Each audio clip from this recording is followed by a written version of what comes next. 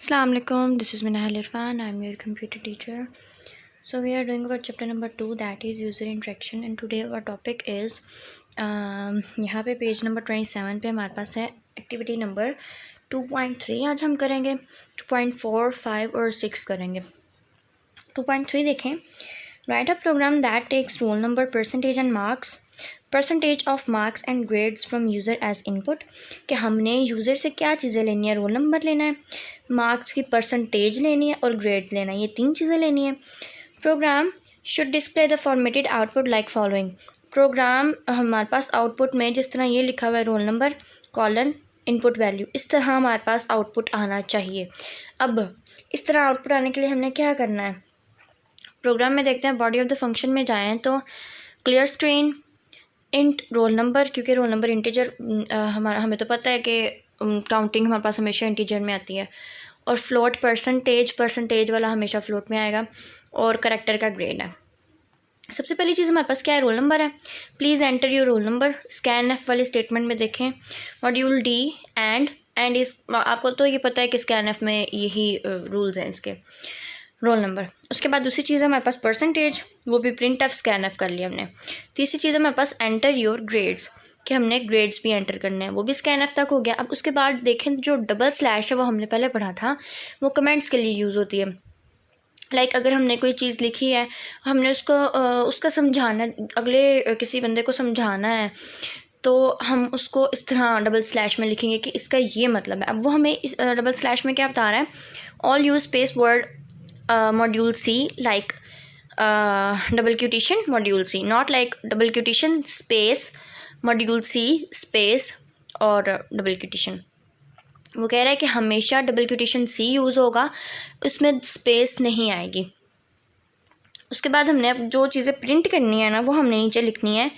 Print roll number T slash T का मैंने आपको बताया था, टी इज़ फॉर टैब. और टैब का क्या मतलब होता है, ये हमने पढ़ा था पेज नंबर 30 पे पढ़ा हुआ है ये टैब. और टैब का मैंने आपको क्या मतलब बताया था कि कपल ऑफ स्पेस के लिए टैब यूज़ होता है, यानी 2 स्पेसिस की जगह. हाँ, अगर हम लोग टैब यूज़ करेंगे स्लैश टी, इसका मतलब है कि 2 स्पेस की जगह छोड़ के आगे काम होगा. और स्लैश एन का मतलब था नेक्स्ट लाइन. अब यहाँ पे देखें roll number slash T colon slash double T, ये डबल टी वाला डबल स्लैश डबल टी. उसके बाद module D slash N roll number. इसमें वो क्या कह रहा है, हमने सबसे पहले इनपुट पे लिखा था ना, ऊपर देखें, ऊपर प्रिंट एफ में हमने क्या लिखा, please enter your roll number, हमने लिख लिया. उसके बाद हमने एक टी की स्पेस दी है. उसके बाद हमारे पास है कॉलन, फिर 2 की स्पेस दी है ना, मतलब कपल ऑफ स्पेस को कपल ऑफ स्पेस मतलब डबल टी है ना, तो वो 4 की स्पेस हो जाएगी. फिर हमने वहाँ पे रोल नंबर लिखा 36. फिर हमारे पास परसेंटेज आती है और एन स्लैश एन का मतलब नेक्स्ट लाइन, यानी इस लाइन पे हमने जो काम करना था वो अब ख़त्म हो चुका है. अब जो हम आगे काम करेंगे वो नेक्स्ट लाइन पे होगा. अगर हम लोग स्लैश एन नहीं ना यूज़ करेंगे तो सारा उसी लाइन पे काम होगा. तो स्लैश एन रोल नंबर. उसके बाद परसेंटेज है, परसेंटेज भी सेम इट इज़ वैसे ही है. हमने रोल नंबर के लिए मॉड्यूल डी यूज़ किया था क्योंकि वो इंटीजर था. यहाँ पे हम लोग एफ़ यूज़ करें क्योंकि ये फ्लोट है परसेंटेज. ये भी सेम इट इज़ ऐसे ही है, जितनी स्पेस हमें चाहिए हमने उतनी दफ़ा टी लिखना है. और उसके बाद स्लैश एन ज़रूर लिखना है क्योंकि हमने नेक्स्ट लाइन पे मूव करना है. उसके बाद तीसरी हमारे पास ग्रेड भी सेम ऐसे ही है. और उसके बाद गेट सी एच और बस प्रोग्राम फिनिश.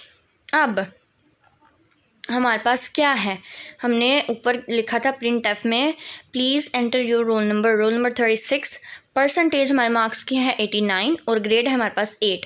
अब हमने उसको दूसरी तरह लिखना, हम लोग इसको पहले 3 लाइन्स में भी लिख सकते हैं और उसके बाद लास्ट वाली 3 लाइन्स में भी लिख सकते हैं, इट्स अप टू यू. लेकिन जो फ्लोट वाली है ना वो पॉइंट में लिखनी है. तो ये आप इसीलिए आप ये आउटपुट की 6 की 6 लाइन्स करेंगे. Like roll number 36, percentage 89.00 and dash और ग्रेड ए. उसके बाद प्रोग्राम नंबर 2.4 पे आते हैं. ये है पेज नंबर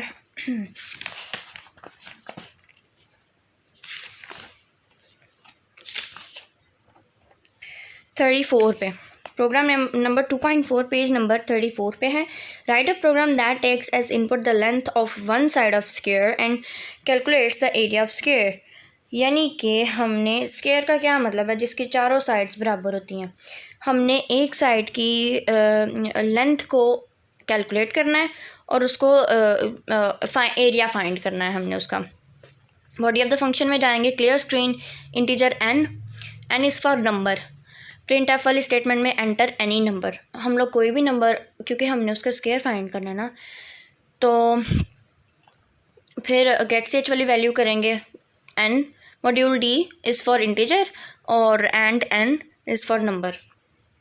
फिर प्रिंट एफ हमने क्या करना है, slash N is for next line, कि जो हमने काम करना है ना, एक लाइन के बाद दूसरी लाइन पे, मतलब एक लाइन पे एक स्टेटमेंट लिखी हो, दूसरी लाइन पे दूसरी हो, उस पर हम लिखेंगे area of the square is equal to module D N multiply. यहाँ पे स्टेरिक का साइन यूज़ किया हुआ है। स्टेरिक हम लोग कहते हैं मल्टीप्लाई को, आपको सबको पहले ही पता है। एन स्टेरिक एन मीन्स के अगर हमने यहाँ पे वैल्यू 5 दी हुई है, अब स्क्वायर की तो चारों साइड्स बराबर होती हैं। लेट्स सपोज अगर हम लोग 5 करते हैं तो फिर उसकी 5 की होंगी हर साइड। फिर हम लोग उसका एरिया कैसे फाइंड करेंगे, 5 × 5 इज़ इक्वल टू 25। यहाँ पे उन्होंने क्या दी हुई है, 6 × 6 इज़ इक्वल टू 36। बस ये बात है और कुछ भी नहीं है इस प्रोग्राम में। गेट सी एच रिटर्न 0 गेट सी एच बस। उसके बाद प्रोग्राम नंबर 2.5 पे आते हैं, जो कि पेज नंबर 35 पे हैं। Write a program that takes as input the number of balls in jar 1। पहले हमने लिखना है कि जार ए, कि जार ए में कितने नंबर हैं, नंबर ऑफ़ बॉल्स हैं, बॉल्स कितने हैं, and the number of balls in jar B, और बी में कितने बॉल्स हैं। The program calculates and display the total number. ये तो बहुत ईजी है। लाइक एक हमारे पास जार है, हमने उसका नेम रखा है ए, और दूसरा जार है, हमने उसका नेम रखा है बी। अब हमने देखना है टोटल कितने हैं, इसका मतलब यही हुआ ना कि हमने इन्हें प्लस करना है। तो program body of the function में आएंगे, सम इज़ इक्वल टू 0 इसलिए हमने रखा है क्योंकि अभी हमें नहीं पता कि पहले वाले में कितने हैं, दूसरे वाले में कितने हैं। वो हम लोग जब वैल्यू देंगे ना उन्हें, फिर वो हमें प्लस करके बताएगा कि आपके दोनों जार के बॉल्स इतने हैं।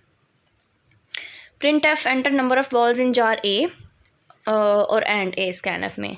दूसरे स्टेटमेंट में प्रिंट एफ जार बी। अब सम हम कैसे करते हैं, a प्लस बी। यहाँ पे आप ए बी की जगह एक्स वाई भी लिख सकते हैं, वाई जी भी लिख सकते हैं, कुछ भी, कोई भी 2 अल्फ़ाबेट्स लिख सकते हैं, एल एम भी लिख सकते हैं, एम एन भी लिख सकते हैं। आगे हमारे पास है statement print f total number of box is equal to module d sum. Sum में क्या आएगा, सम में a प्लस बी का टोटल आएगा। अब हम देखते हैं नीचे आउटपुट में, enter number of balls in jar a 10 थे और जार बी में हमारे पास थे 15। अब हमने जो तीसरी प्रिंट एफ की स्टेटमेंट की थी ना, उसमें थे हमारे पास 10 + 15 इज़ इक्वल टू 25। ये बहुत इजी प्रोग्राम्स आपने सबने सारे करने हैं। उसके बाद हमारे पास है प्रोग्राम नंबर 2.6, जो कि पेज नंबर है 36 पे। Write a program that takes original price of a shirt and discount percentage from the user. हमने पहले उसकी ओरिजिनल प्राइस लिखनी है शर्ट की, और डिस्काउंट की कितनी परसेंटेज हमें मिली है हमने वो लिखनी है, या हमने लेनी है यूज़र से। Programme should display the original price of the shirt.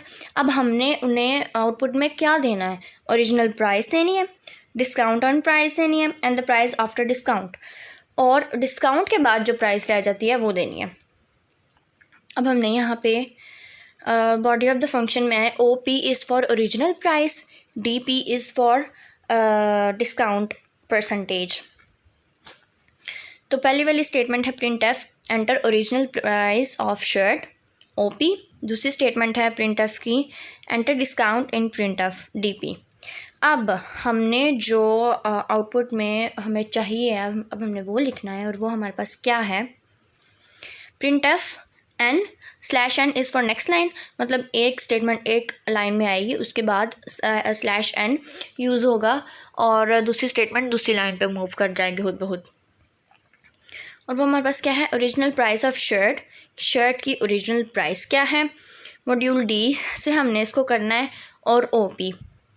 और उसके बाद /n is for next line, discount on shirt, के शर्ट पे कितना डिस्काउंट है वो फाइंड करने के लिए हमारे पास उसकी ओरिजिनल प्राइस होनी चाहिए, हमारे पास उसकी डिस्काउंट की परसेंटेज होनी चाहिए। अब हम लोग डिस्काउंट कैसे फाइंड करेंगे?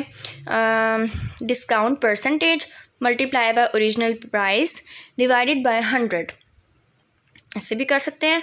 और आगे है price of shirt after discount, कि शर्ट डिस्काउंट के बाद शर्ट की प्राइस क्या रह गई है।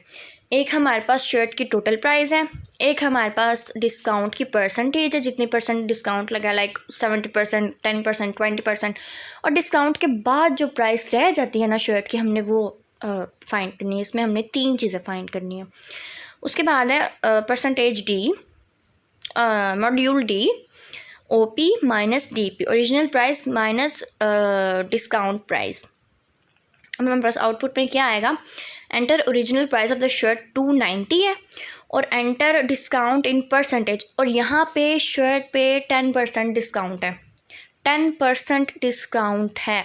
इसका मतलब ये नहीं कि हमने इसको 10 से माइनस करना है, इसका मतलब ये है कि हमने इसकी डिस्काउंट प्राइस लिखनी है multiply by original price divided by 100 या 10। Original price of the shirt 290, discount on shirt 29, क्योंकि 10 की हो गया ना, परसेंटेज से कम हो गया। अब उसकी प्राइस कितनी रह जाती है? 261। 290 शर्ट की प्राइस है, 10% ऑफ पे 261 रह जाती है। आई होप आपको समझ आया होगा। ये मोस्ट इम्पॉर्टेंट भी हैं और आसान भी हैं, कुछ बहुत इजी हैं, कुछ थोड़े से कॉम्प्लिकेटेड हैं, लेकिन आप लोगों ने सबने सारे करने हैं और अच्छी तरह करना है, और इनकी बहुत अच्छी तरह से प्रैक्टिस भी करनी है। अल्लाह हाफिज़।